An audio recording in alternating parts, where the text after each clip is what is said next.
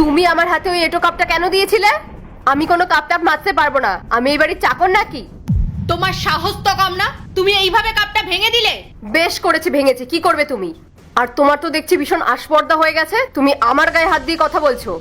একটা কথা কান খুলে শুনে রাখো, আমি যখন বলেছি কোনো কাজ করতে পারবো না মানে পারবো না। ও, তার মানে বাড়ির সব কাজ আমি একা করব? মেঘা, একটা কথা ভুলে যেও না, তুমি কিন্তু এই বাড়ির বউ, তাই সংসারের কাজ তোমাকেও করতে হবে। বললাম না আমি কোনো কাজ করতে পারবো না? তোমার কি কোনো কথা কানে যায় না? আর তোমার যখন এত কাজ করার শখ না, তুমি করো, আমার এই বাড়ির চাকর হওয়ার কোনো শখ নেই। শোনো, ঘরের বউরা পায়ের ওপর পা তুলে থাকার জন্য অন্য বাড়িতে বউ হয়ে আসে না। তাদের ওপর সংসারে অনেক দায়িত্ব থাকে আর তাদের সেটা পালন করতে হয়। তুমি কি বাংলা কথা বোঝো না? আর তুমি জানো তুমি কোন বাড়ির মেয়ের সাথে কথা বলছো? যে নাকি নিজের বাড়িতে কোনোদিন একটা কাজ পর্যন্ত করেনি, সে নাকি অন্যের বাড়িতে এসে চায়ের কাপ মাজবে। হ্যাঁ, সেটা তো বুঝতেই পারছি। কি বলো তো, তোমার বাবা মা যদি তোমাকে সঠিক শিক্ষাটা দিত না, তাহলে তুমি বুঝতে পারতে বড়দের সাথে কিভাবে কথা বলতে হয়, আর আজকে আমার সাথে এই ব্যবহারটা তুমি করতে না।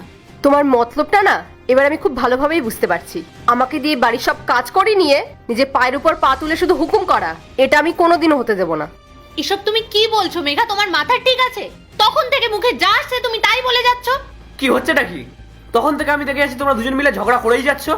তোমাদের মধ্যে কি এইটুকুও বোধ বুদ্ধি নেই যে একে অপরের সঙ্গে কিভাবে কথা বলতে হয়? পূজা, ঘরে যাও। আমি ঘরে যাব? রাহুল, আমি এমন কি ভুল বলেছি যে তুমি আমাকে ঘরে যেতে বলছো? আমি তোমাকে ঘরে যেতে বললাম তো, ঘরে যাও। হ্যাঁ, এখন তো শব্দ আমারই হবে। ধুর। মেঘা, তুমি আমার পাশে এসে বসো।